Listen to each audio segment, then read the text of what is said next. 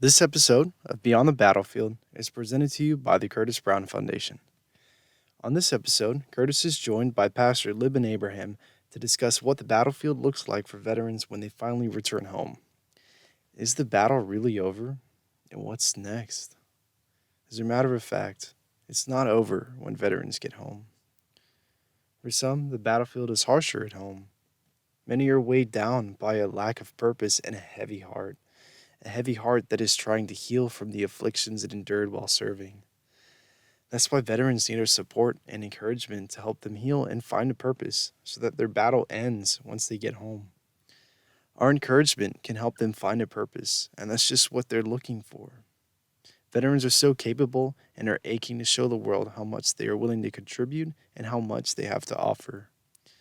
How can we encourage them? By offering a message of hope. God is closest to us when we are so brokenhearted, and there's nothing we're dealing with that is too complicated for the Lord. So call on Him. He will always answer. He will always come to our rescue. The people we were before that great day. We'll patiently wait,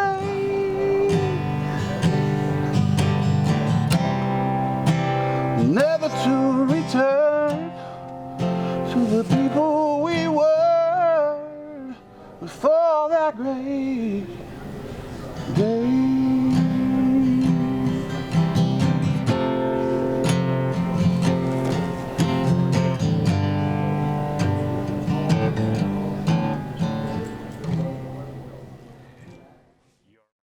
Welcome to Beyond the Battlefield, Overcoming Life's Landmines. Guys, first of all, before I get started, I'm Curtis Brown with the Curtis Brown Foundation, but I want to share with you about Mattress Mac with Gallery Furniture. We have the privilege of filming here today at Gallery Furniture off of Grand Parkway in Richmond, Texas. He has multiple locations here in the Houston area. Guys, buy your furniture from Gallery Furniture. This man is a true blessing to many, and God has blessed him, and he's blessing others. So go to Gallery Furniture when you're looking for furniture. And thank you again, Jim, for allowing us to film here.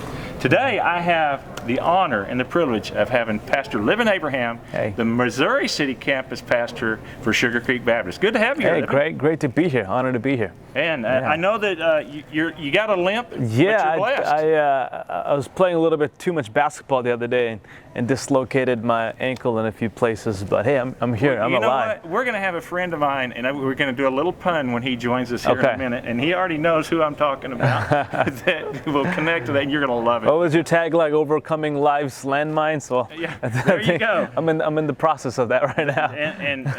And life just hits happens. Us at times. It happens. It happens, and it doesn't change who God is. Absolutely not. So with Sugar Creek, it's exciting to see what God's doing at our campus. One of the amazing things that I love is the diversity in our campus. Yeah. So, absolutely. I mean, we live in the most diverse county in all of America, and it's incredible that God's literally brought the nations right here to Fort Benning County and have a church in the heart of our county with 2 campuses launching third and fourth campuses actually in 2020, and to really embrace that uniqueness that we're in the midst of and to reach the world through Fort Benning County, it's pretty amazing. And you come into any of our services, you're going to see the nations there. And one of my desires, and of course our lead pastor, Pastor Marks, and all of our staff, is that no matter where a person comes from, they can come into our services and feel like home, see somebody like them. That's right. And so it's just a pretty cool thing to see the unity amidst the diversity that we're living in. It's an amazing thing, and you just see the hand of God right there. Yeah. And as I think of that, I remember one time when I was overseas, and I was actually in the Gulf War. My friend Tommy that lost his life over there in Iraq. I remember one morning he came over to me and he goes, "This lady's sending me these tracts." And the, little messages, and she didn't know what to call them. Of course, I knew they were called tracts. And he goes, little booklets about Christ. And he goes, she doesn't even know me, and she's sending me food and these treats and sending me these things. And he started asking me more about Jesus. He goes, I know. He called my parents Mom and Dad, so he knew them. And he goes, I said, well, what's her name? He goes, her name's Dixie Snow. I said, Dixie Snow, and it was amazing because it just clicked right there, Libin. I went back to my tent and I got my Bible that I had.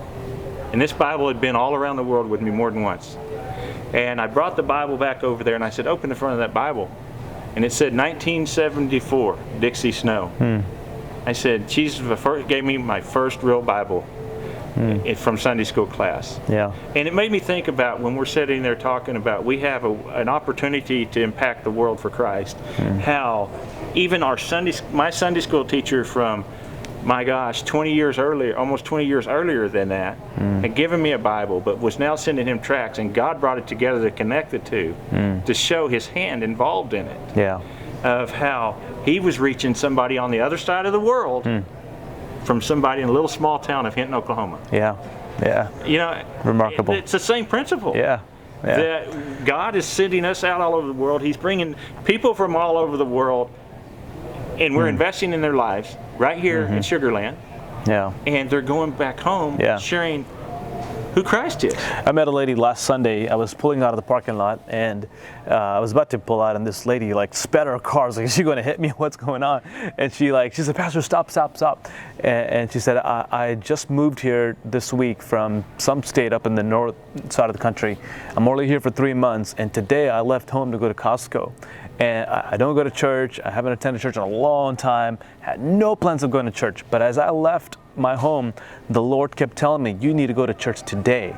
She's like, I haven't heard God's voice in years, even decades. And he said, and I drove by your church and I just knew that I needed to pull in. He said, I just pulled in. I'm not dressed to go to church. I'm going to Costco. But the Lord literally took my vehicle and put me in this parking lot. I came in, and it's changed my life forever. I'll never be the same.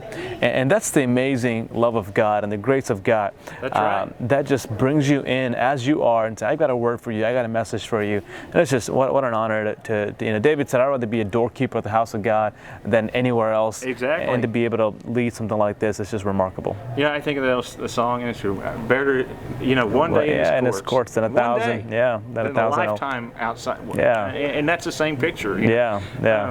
I know that through coming off the battlefield and then going through, you've seen Heather and I's story. Sugar Creek has been you guys have been an amazing encouragement to us and praying for us. Yeah. And just helping us accomplish the mission God's put on our heart.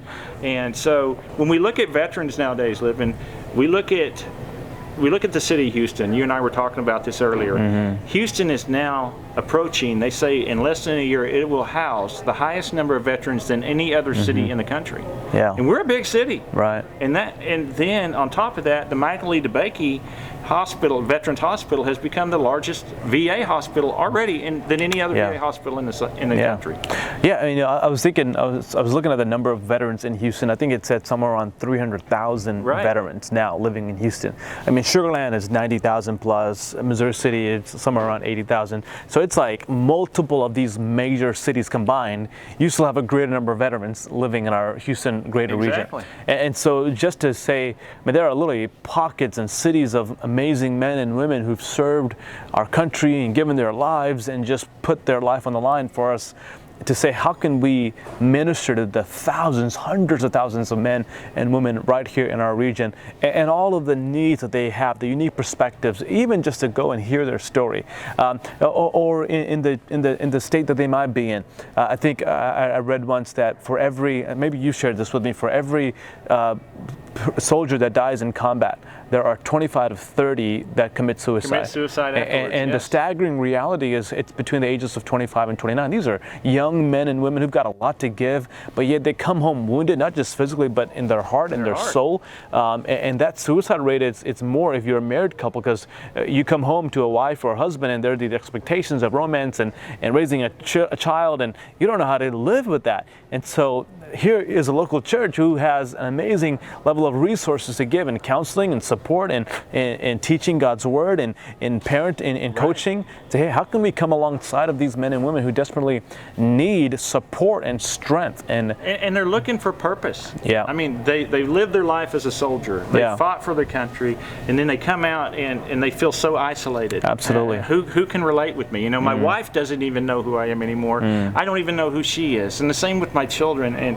how do I talk to them? And the thing is I've walked through this. Yeah. And it's a hard struggle. But I always think of what my wife's favorite saying is, and mine too, but God. But God, yeah. But God is still there.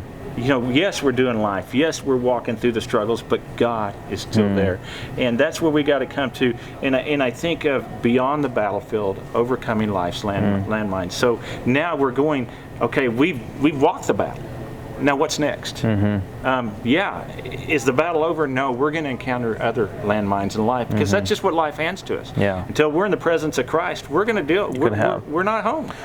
Yeah, and I was reading through Romans the other day, and there was this amazing verse in Romans where it just talked about the strong helping the weak, and it said, "And now who we are strong," this is Romans 15, "have an obligation to bear the weakness of those without strength." And so you think about, okay, if God's equipped you, He's resourced you, He's strengthened you, you have an obligation. That's what Paul said. You've got a God-given obligation to seek out, and who can I bless today? Right. And no one is in need of strength, encouragement more than our veterans. And there's a call to the local church. There's a call to Christians to say, how can we find somebody in need of a blessing, in need of strengthening, encouragement? To say, Right. hey, I appreciate Giving you. them purpose again. Yeah, absolutely. And I know purpose brings hope. Hope leads us to salvation. Yeah. And that's what it's about ultimately, is coming to know who Jesus is, what He's done for us. Yeah. And I think of that picture, first of all, of Him taking the nails. I was a screw up, man. I was a messed up dude. And now I look back and I see Jesus taking these nails for me when He wasn't looking back. Yeah. He was looking forward. He was looking to Curtis, and he was looking to Libin. He was looking to Tim, to Clark, to Amy Beth, all these people. Yeah. He was looking forward and saying, I know what you've done. But I'm going to die for you. Absolutely. I'm going to take that punishment from you. But then He goes a step further and says, I'm going to rise above it. And He steps out of that grave. Absolutely. And when He stepped out of that grave, that was showing us that through Christ, we can overcome anything this world throws at us. Absolutely. And there might be folks watching at home today. You've done an incredible, maybe you're a veteran or have served in one of our armed forces, and you've lived a life of service. And Jesus defined His entire life as, I've come not to be served, but to serve. Correct. He modeled what that is, and for Him, it was literally laying His life down on the cross, not for friends or people who deserve it, but for enemies. Right. And so if you're in need of God Almighty serving you, look no further than Jesus on the cross, who, with you in mind, for the joy set before Him, He endured the cross, and that was you and me and all of us combined. Isn't it amazing? Oh, yeah. What a good. We really can't even really fathom. Yeah. Wow, and the pain He endured, but the love that took Him there. Absolutely. So many people, we've made that word love so meaningless today. Yeah, and with veterans especially, you come home with a heart that's heavy, with you're trying to cope with the soul wounds, the things you've seen, you've experienced. You got to think about mental health, all of those kind of things as well. And a lot of times we think, man, my issue is too complicated to go to God with. Like, nobody understands me. Why would God invite me? And the amazing thing is, Psalm 34, God is close to those who are brokenhearted. That's right. He is near to those who are crushed in spirit. And the invitation is, no matter how complicated you feel your issues are, no matter how dramatic and vivid and crazy the horrible things you've seen and experienced, man, God is closest to you when you are so brokenhearted and you don't know what is next. And so God is not afraid of your weaknesses or afraid of the things you've seen and experienced. In fact, your weakness is attractive to God, and He draws near. Yeah, absolutely. And what an opportunity for Him. And I think of, we were talking a while back about Michael E. DeBakey Hospital. Michael E. DeBakey Hospital is known as the heart hospital for the entire veteran system. The place. And so it brings people from all over the country that are veterans who they can't handle the cases. They send them here. Yeah. And what an opportunity for us. When you look at Heart Hospital, what's wrong with most of our veterans? They're brokenhearted. Their heart is just, it feels hopeless. Yeah. I was thinking about even in the local church, the amazing thing is that veterans still have so much to give. I mean, they've seen things that most Americans haven't seen. And so if you're a veteran, don't think, oh man, I need only to be served. No, you've got something to give. You've got a story to tell. You've got an entire generation who needs to know what service is like and what it means to give their life and to serve something bigger than themselves. And so your purpose hasn't been terminated when you've come home. No, it really you have a lot more to give now through what you've experienced and what you've gone through than ever before. And so you've got a meaning, you've got purpose. God still has a mission to accomplish at home. Needs them. This Absolutely. generation coming up needs them. They need their example. Yeah. And to share what it means to lay down your life. You know, Jesus gave us the ultimate sacrifice of the example, but only He can raise it up. He's the only one that can raise us up. Absolutely. But at the same time, you think of in John 15, there's no greater love than a man that will lay down his life for a friend. And that's what the soldiers have done. You know, I thought my life was over, Libin. I thought I'd messed up beyond repair. But God stepped in, and that's why I wrote the book, God is Bigger. It's not just about a soldier. It's about a kid growing up with a dad that was addicted to stuff because he got an injury, lost all of his businesses, and then we became his outlet. That's awesome. But in the end, God changed things. And I'm not going to give that away with but God is Bigger. Get the book. Yeah, you can go to get it on Amazon. It's on Amazon's Best Reads. God is Bigger with New York Times bestseller David Gregory and I. But at the same time, when we look at our veterans right now at Sugar Creek, and we know there's other churches starting to do this now, but you guys have teamed up with the Curtis Brown Foundation to reach our veterans in a deeper way, to get them the health care, to get them the counseling in a deeper way, to be able to help them overcome these struggles, share their stories. Absolutely. Neat thing is, you know, the Battlefield Connection Connect groups that we're starting at Sugar Creek now. We've started room 200 at the Sugar Land campus, and it's just the hand of God. I mean, just to provide community and to say, hey, there's a safe place here. You can be yourself here. We want to know your story. Would people understand you? When you come into that classroom, you're not going to be in a classroom like this. You got room, and you're going to have people sitting there surrounding you who've walked that battlefield that you've walked. Yeah, it's a basic human need that everyone has. You're right. To be connected. We were not meant to live in isolation. And I think, especially for veterans, they feel like because no one understands their story. And it's true, I don't fully understand everything because you've experienced a whole realm of living that I haven't. But yet, we want to enter that story as best as we can, and we become better people when we understand. We were created for relationship. Ultimately, Jesus started a small group when He came with 12 people when He came to earth, right? If anybody could have done life isolated, it was Jesus. But He needed a group of men. He needed a group of men. Yeah, and God Himself exists in community. He showed that the church needs each other. Yeah. And we all need each other. You know, I want somebody to join us today. I work alongside him at Living Water Christian School. It's Rodger Paiz. Rodger, if you could come here and join Libin and I. Come on over, you sir. can go ahead and sit right there. You're fine, Libin. Good to see you, sir. This is Rodger Paiz. Nice to meet you. Good to see you, Rodger. Yes, sir. Along this journey, Libin, I want to share something with you real quick. Rodger and I, God, it was just the hand of God, just His sovereignty when we met. The first time, I went through losing my mother right after war and watching a lady that loved the Lord with all her heart suffer and then eventually die. But I was coming to think, God, where are you at? Here's a lady that didn't do the things I've done. She's done nothing but be an example to us of who you are. Why did you go through what why are you putting through what she's going through? You know, I've had people say, all right, you know, just pray and if she just had enough faith that she'll be healed. You know, even some of those preachers on TV, she'd reach out to them. That's how desperate she got at times. But it all came down to she didn't have enough faith. But this is a lady that lived a life of service, serving others, lived a life of prayer and in the scriptures, loved the Lord, and did things for others up to the last moment till she wasn't able. And then I met Rodger, whose precious mother. He showed me his book, and I want you to hold that up, Rodger, and that he had wrote, just the dialogue that he had wrote as he watched his mother, just like mine, go through what she had gone through, and people were saying, you know, prophesying, oh, she's going to be healed, she's going to do this. Yeah, that's true. But God had other plans. But it doesn't change how good God is. It just changes. The thing that is understanding that we aren't God. God isn't a genie in a bottle that we can rub and say, God, do this when we want it. He's in control because He knows what the best outcome should be and how it should look. He still healed her. That's true. That's right. But just more completely. Rodger, I want you to share a little bit about, you know, you and I, that vivid image of that corridor going down to the ICU. Wow. We both experienced that. That's true.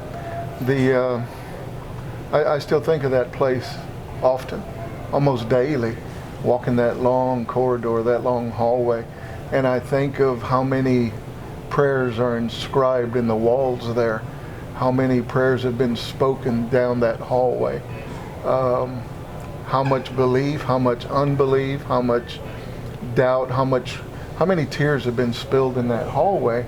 And we walked that hallway for 4.5 months. And I wrote one of my thoughts that maybe we changed the look of that hallway with so many prayers and wishes and tears, and maybe we should sign the wall like an artist signs his painting, because that just it took on a whole new meaning for us, a whole new battle, if you will. 4.5 months of hearing that she's going to be fine, and all you need is a little faith, and the cliche or the verse also. I mean, sometimes that runs together because people mean well. They say things and they speak from what they know or what they've been told. If you had the faith of a mustard seed and you could move the mountain, you speak to it and it moves. So I found out that it moves, but sometimes rather than God moving it, he hands you a shovel and he promises to be your strength, and you're the one moving that mountain. And that's what that summer was to us. I describe it as a summer of discontent, walking through the desert, and every oasis became a mirage. And it did. Those were our prayers. We got to the point where we didn't know what to pray anymore. We were out of prayers. We were, the thesaurus meant nothing anymore because we've used every word, and maybe God is waiting to hear a particular word. Do I need an exclamation point in a certain area of my prayer? Do I need to pray louder? Because somehow we tend to equate volume with power in a prayer. Rodger, I want to clarify to our people that are listening to this story. First of all, you're a pastor. Your father's a pastor. Yes, sir. So, and Libin's a pastor. Just like you got your ankle injured. Being a pastor does not exempt you from going through having life just hit you right upside the head, does it? The first Sunday of the year, I did a sermon on living under God's protection, and it was all about if you put God first in these areas, God promises protection.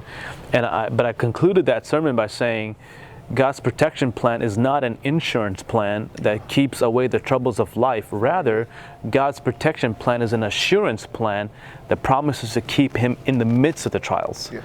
I love it. It's not an insurance plan that promises to keep troubles away, but it's an assurance plan that keeps God close. And so I'd rather be in the dark with God than in the light alone. I'd rather be on crutches in the hospital bed with Jesus by my side than be alone in the wealthiest and the most amazing place, because I'd rather be, his presence is better. And so I heard one of Tony Evans' son speaking at his mom's funeral, and as he was praying for Lois to be healed of this terminal illness, and God said to him, he said, she's going to be either healed or she's going to be healed. She's going to be either with family here or she'll be with family in eternity. And so she's going to either be saved in this temporal physical body, or she's saved forever in this eternal glorified body. And it was the idea that what God promises is way beyond what we could imagine, and his presence is better than any wishes coming to true. I like the way you said that. I really do. That it's an assurance, because I think of Psalm 91, and a lot of people take that literally to, the angels will watch you. You don't trip over a stone. The pestilence will come close, but people may fall, but it won't come to you. My mom's not here anymore. It not just only came close, it wiped her out. And I got to the point where I was questioning, is this a promise from God, or was David just hoping? And was he putting his faith and assurance, knowing that God will be there if we go through these things?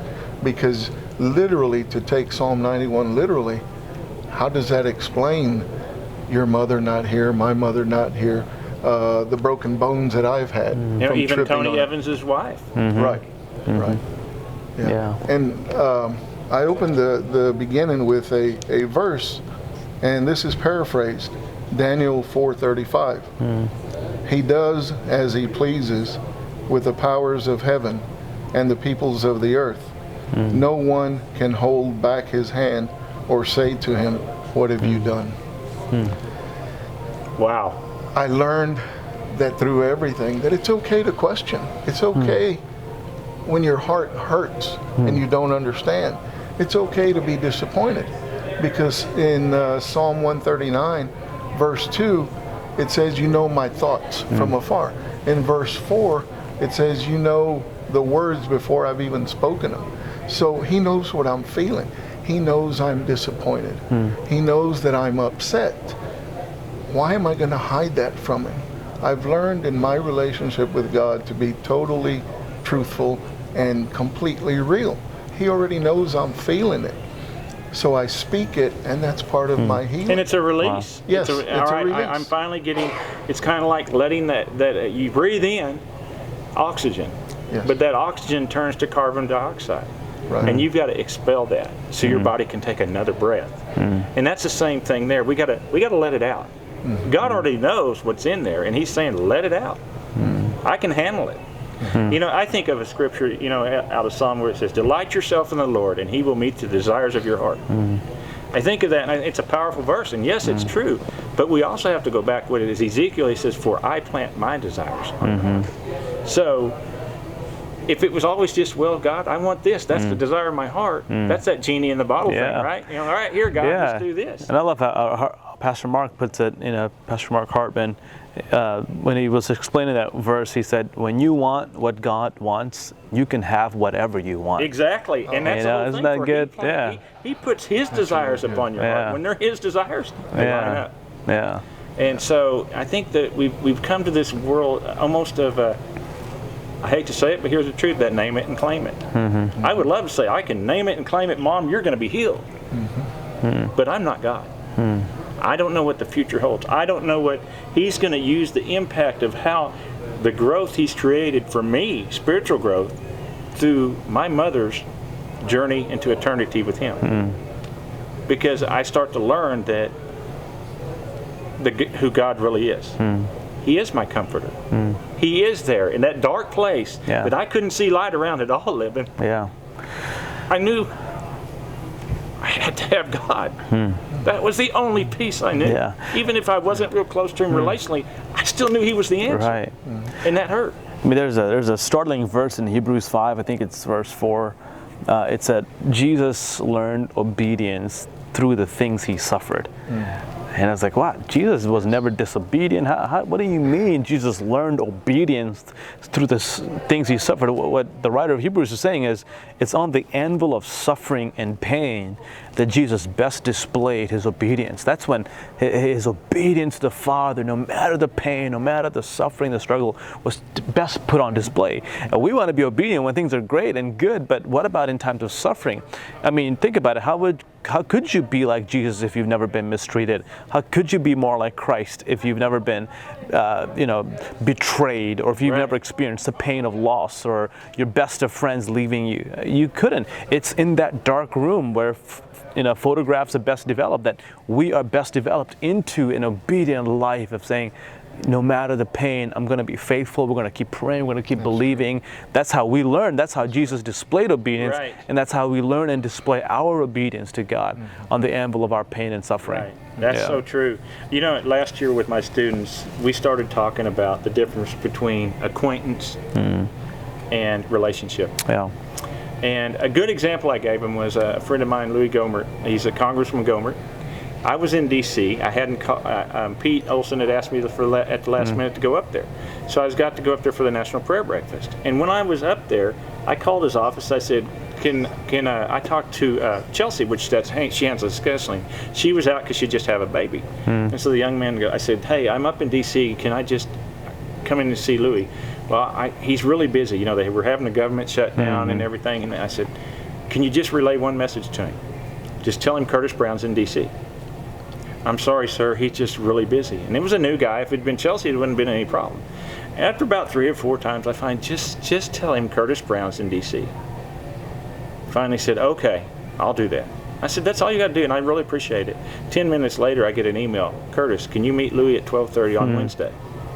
It's because of that relationship. He knew me. I knew him. We prayed together. We've cried together. He's fought for me against the VA system. We're friends. We're brothers in Christ. But when I was talking to my students, I said, so that's because of the relationship that took place. Let's go back to the disciples in the boat.